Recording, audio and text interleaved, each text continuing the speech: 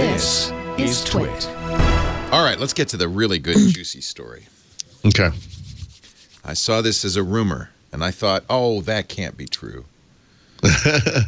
So I can neither confirm nor deny that Microsoft is considering buying EA, Electronic Arts. Are you a person familiar with the matter? No, I'm not. I am, though. But, oh, are you? No. Oh, okay. But according to a report in Polygon, Microsoft is looking at different things.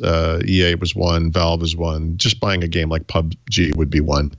But Mary Jo apparently has a plan D, which involves her clutching an Xbox and jumping off of a building.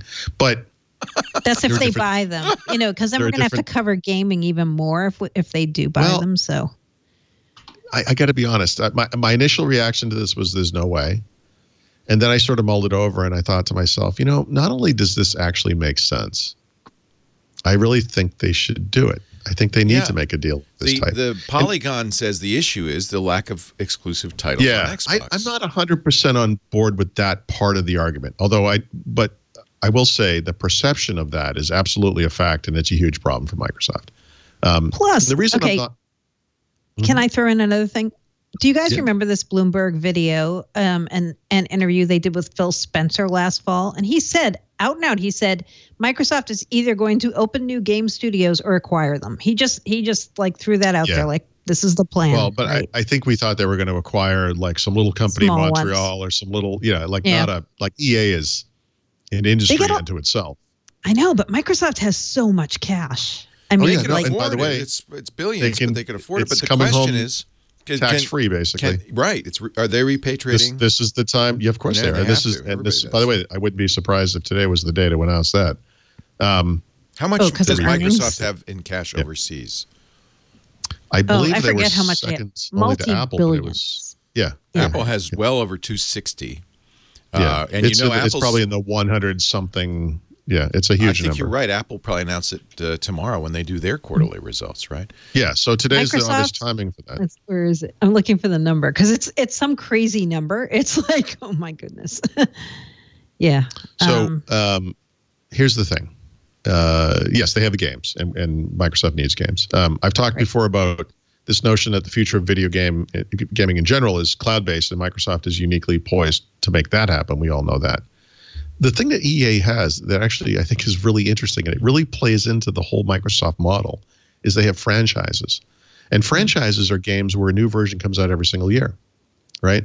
And you get your fans to buy the same thing again, but the new version, right? This falls exactly into the whole cloud model, right? Where you subscribe to something and you get you get the new, every year it comes up and you pay again. And it's kind of a genius scheme. Like they can provide the games. They're uniquely qualified to do that. And they're already set up for this kind of a thing. The other thing that they have, which I think is the hidden jewel of the whole Xbox ecosystem today without EA, is Xbox Game Pass, right? $9.99 a month. All first party Microsoft Studio games will be released day and date to the service. You get it not for free, but you get it for $9.99 a month. It's already an incredible deal. Actually, I bought it because of Sea of Thieves. Yeah, it's an incredible deal. It's a lot cheaper than buying 2 games a year.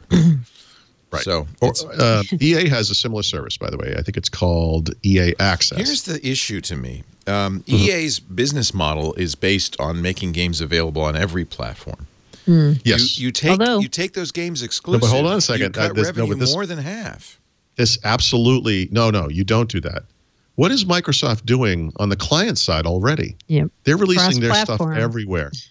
This is entirely in keeping. So it's not about exclusives. It's just about owning it. Yeah. No, that's why I said I disagree with that. Yeah. I should add, by the way, as far as exclusives go, just as if you want kind of a proof point to the exclusives don't mean anything, all you have to do is go look at the list of the top selling video games from last year. If you look at the top 10 and you see which are on each platform, the same number, 7, were available on the Xbox One as the PlayStation 4. Oh, interesting. The other 3 were on Nintendo. Having exclusives. Oh, by the way, none of them. What that means is none of those were exclusives, except for the Nintendo ones, right? Because Mario, whatever. Exclusives didn't help anyone sell the most games last year.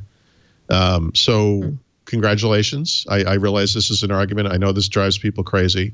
there's something about Microsoft's evolving strategy in the video game space that makes video game fans nuts. Like they just can't stand it. But I'm telling you, it's just like the rest of their fans, right? They hate when stuff comes out first on iOS and Android. They're like, that by the way, I hate that too. I actually hate that too. But what they're arguing for is more of that. They just want it on their favorite platform. Like, because Microsoft's not doing it, they're screwing up. Right. Microsoft, like Mary Jo hinted at, is cross-platform.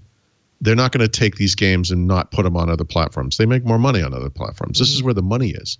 The point is Microsoft's going to be the cloud engine delivering those games everywhere they're going to go. I think this is long-term, not short-term, but long-term, those platforms go away anyway.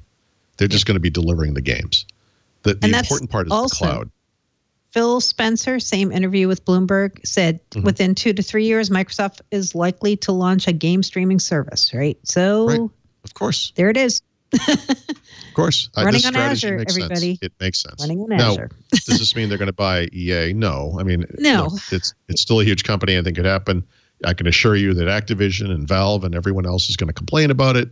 They're going to raise antitrust concerns even, and we'll see what happens. But does it make sense? Wasn't that part of the rumor, too, that if they don't buy EA, maybe Valve? Or maybe, Valve is, right. I can't PUBG. see Gabe Newell selling to Microsoft unless he's in distress. Me neither. Right. Although Notch hated Microsoft too, right? They got Notch hated him to the tune of $3 billion. He took the money and ran, by the way. Yeah, he's gone. Well, by the way, but that factors into this too. I mean, if you go back to when this was announced, no one thought this made any sense.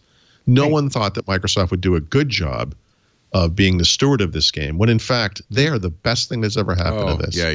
You know, it's incredible as far as it ever was going to go under Mojang.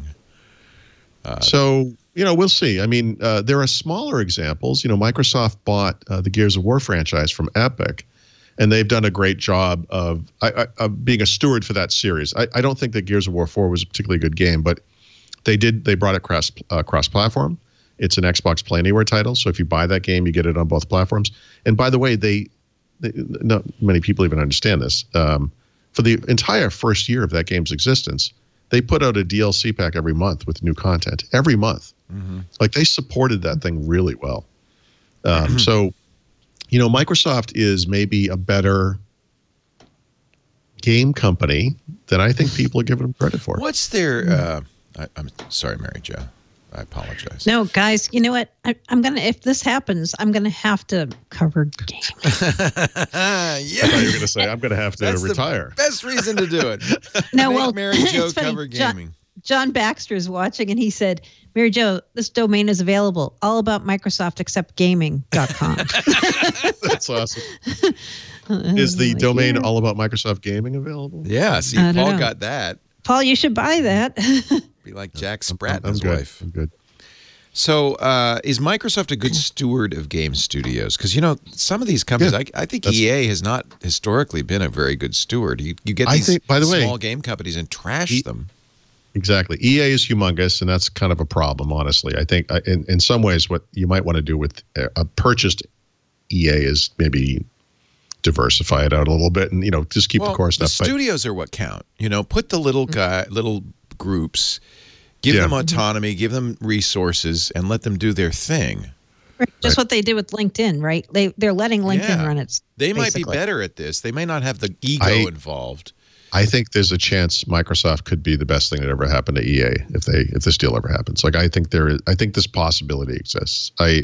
There's so many people obviously against this. They can't stand it. We're all stuck in our ways, whatever. But I think this could be amazing.